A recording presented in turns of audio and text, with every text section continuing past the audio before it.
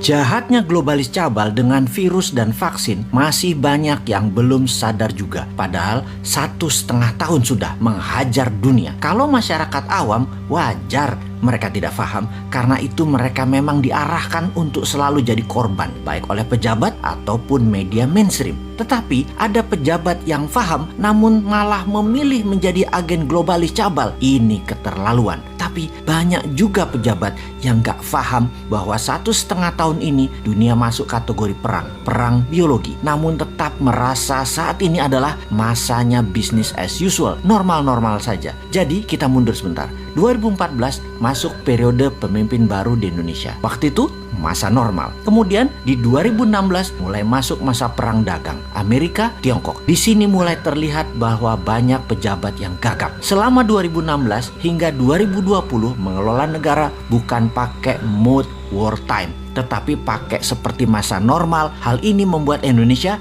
tertinggal. Tetapi masyarakat banyak yang gagal paham bahwa kesalahan melihat dunia berefek seperti saat ini. Indonesia jalan di tempat. Buktinya GDP per kapita hanya dari 3.800 ke 4.000-an dolar per kapita. Ini harus terlihat sesungguhnya sebagai kurang berhasil dalam tanda petik membuat Indonesia berdaulat ekonominya. Karena salah melihat peta dunia, salah melihat world map. Lalu berlanjut di tahun 2020. Di mana saat itu adalah perang biologi dunia atau dunia kena pandemi virus buatan yang bernama corona. Perang ini bisa panjang, bisa pendek di setiap wilayah tergantung pejabat suatu negara berstrategi mengelola negaranya. Kalau mau cepat, ada strategi bernegara yang memilih ikut maunya globalis, yaitu beli vaksin mereka. Ada yang tidak mengikuti produk globalis, yaitu tidak pakai vaksinnya, tetapi pakai imunitas atau imunoterapi, pakai penguatan imunitas tubuh. Penguatan imunitas tubuh sangat berlawanan dengan maunya globalis cabal, yaitu menggunakan vaksin. Negara yang di bawah pengaruh globalis pasti menghalangi terapi imunitas, termasuk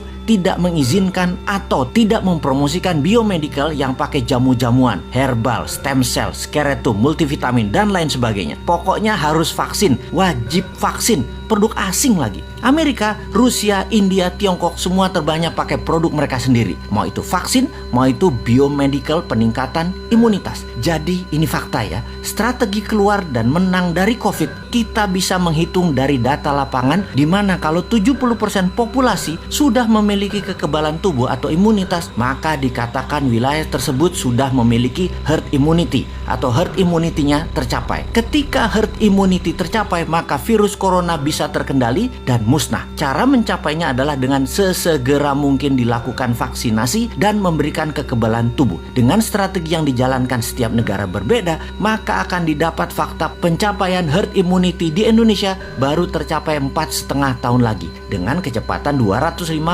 vaksin per hari yang dilakukan pada saat ini dengan stok 400 juta vaksin yang akan disediakan. Ini waktu yang lama. Masa anak kita sekolah masih di gadget hingga 2 tahun ke depan sih? Waduh. Tetapi bagaimana? Lah bergantung banget sama produk asing. Coba yang namanya Nusantara, Merah Putih, dan lain sebagainya dikategorikan solusi. Pasti 2 tahun ke depan herd immunity tercapai, sehingga beberapa wilayah per Juli ini bisa sekolah normal anak-anak kita. Bukan sampai 4 tahun lagi hidup di gadget. Kita bandingkan sejak 6 bulan yang lalu. Amerika dengan 1,8 juta vaksin dan berbagai imunoterapi per hari, maka dalam 5 bulan lagi herd immunity di Amerika tercapai. Tiongkok lebih dulu lagi. Sejak 9 bulan yang lalu sudah dengan kecepatan 15 juta per hari. 4 bulan lagi atau sekitar bulan September herd imunitas tercapai. India bahkan dengan kecepatan 2-3 juta per hari, diperkirakan 2,5 tahun lagi herd imunitas di India tercapai. Kalau Indonesia masih 4,5 tahun lagi. Ini gawat, bisa nggak berhaji selama 4 tahun ke depan. Ya ini mismanajemen kelolaan bernegaranya. Ditambah bisa sekolah dari gadget